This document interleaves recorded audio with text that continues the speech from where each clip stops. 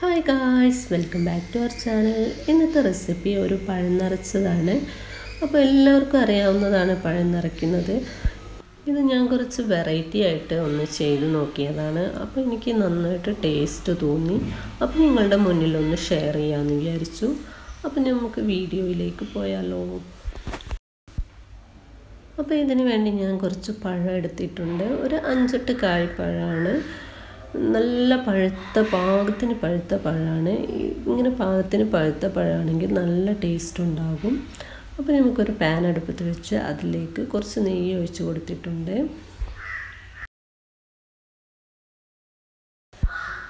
ഇനി ഇതിലേക്ക് കുറച്ച് കിസ്മിസ് ഇട്ട് കൊടുത്തിട്ടുണ്ട്. അതൊന്ന് ഫ്രൈ ആക്കി എടുക്കാം.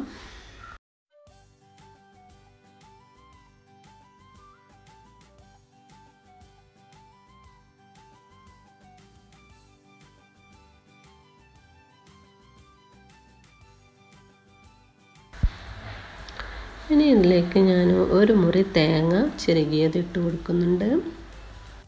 ഇനി തേങ്ങയുടെ നിറമൊക്കെ ഒന്ന് മാറുന്ന വരെ നന്നായിട്ട് തന്നെ ഇളക്കി കൊടുക്കുക.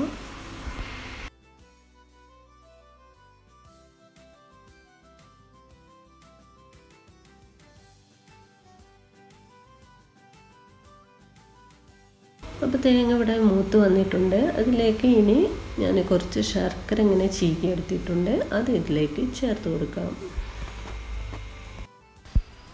ശർക്കര നിങ്ങളുടെ പാകത്തിന് കൂട്ടിയും കുറച്ചൊക്കെ ഇട്ട് കൊടുക്കാം കേട്ടോ.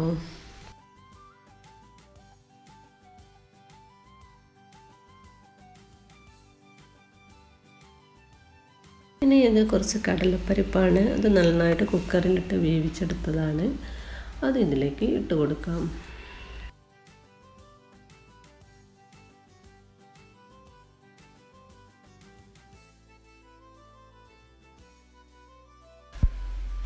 ഇനി ഈ ശർക്കര നന്നായിട്ട് കടലപ്പരിപ്പിൽ ഒന്ന് പിടിച്ച് കിട്ടുന്നവരെ ഇളക്കി കൊടുക്കാം.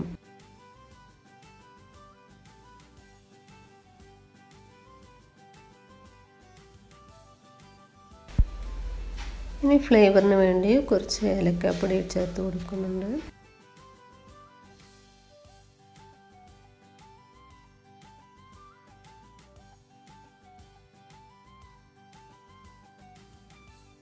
ഇനി ഇതിലേക്ക് ഒരു 2 ടേബിൾ സ്പൂൺ വറുത്ത കസ്കസ് ചേർത്ത് കൊടുക്കുന്നുണ്ട്.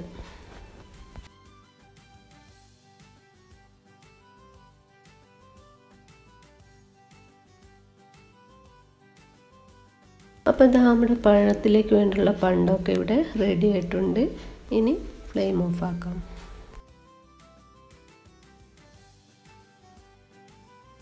അപ്പോൾ പഴമൊക്കെ ഇവിടെ കഴുകി വൃത്തിയാക്കി വെച്ചിട്ടുണ്ട്. ഇനി ഇതുപോലെ കത്തി കൊണ്ടൊന്ന് കീറലിട്ട് കൊടുക്കുക എല്ലാ പഴത്തിനും.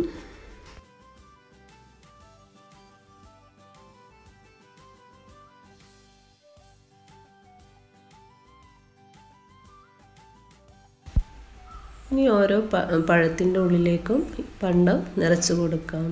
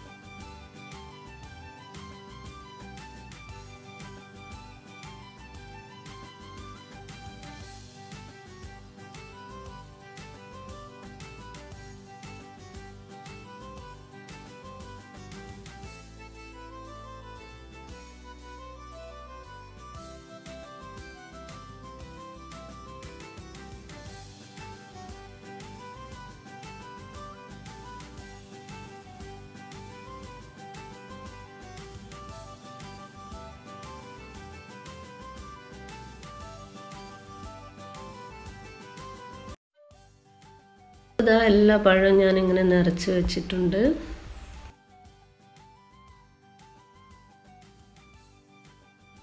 ഇനി ഒരു ബൗളിൽ കുറച്ച് മൈദ കലക്കിയിട്ടുണ്ട്. അതിന് ഇതിൻ്റെ മുകളിലേക്ക് ഇങ്ങനെ തേച്ച് പിടിപ്പിച്ച് കൊടുക്കാം.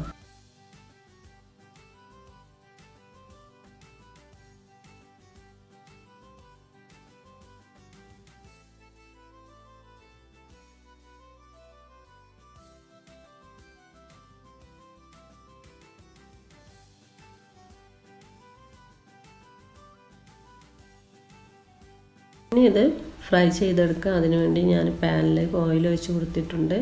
അതിലിട്ട് തിരിച്ചും മറിച്ചുമൊക്കെ ഒന്ന് ഫ്രൈ ചെയ്തെടുക്കാം.